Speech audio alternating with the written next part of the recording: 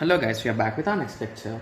In this lecture, let us go through different types of virtualization, guys.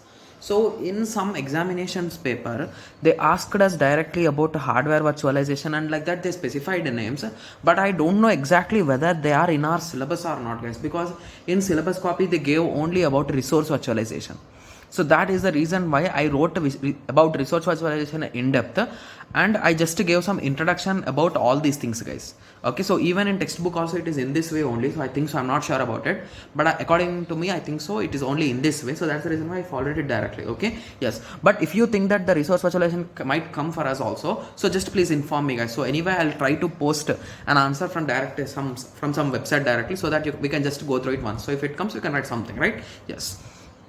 Okay, so what is a resource virtualization, guys? So if you are making your resources, okay, like your RAM, like your storage or anything, if you are making them to be virtualized into multiple VMs, virtual machines, okay, so that concept is nothing but your hardware virtualization. So here you are making your RAM, right? So which is a hardware. So that comes under hardware virtualization. Okay, similarly operating system virtualization. So if you are virtualizing your operating system, so basically assume that your operating system is Windows and you want to virtualize multiple operating systems, assume in that way, one Mac, one Linux, like that. So in that situation you can perform that also.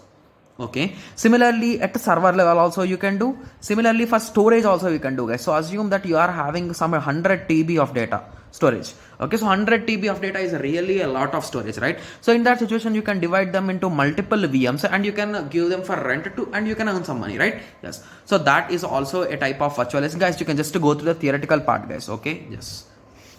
Similarly, network virtualization. So assume that you built a huge network to transfer some data from one place to another place. So in that situation also you can do it, right? Yes. So virtualization can be done and the things can be done. Similarly, data virtualization can also be done.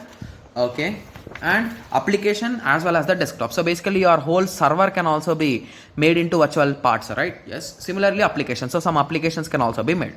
Yes, so in this way we are having multiple virtualization, guys. So this is just a small introduction, you can say. Okay, yes. So anyway, if you think that some kind of virtualization could be asked, so just inform me, guys. I'll search online somewhere and I'll be sharing you the link so that we can read it once. Okay, yes. So I hope everyone got a clear idea. So in the next lecture, let us go through resource pooling, guys. Okay, yes. So let us meet in the next lecture. Thank you. Thanks for watching.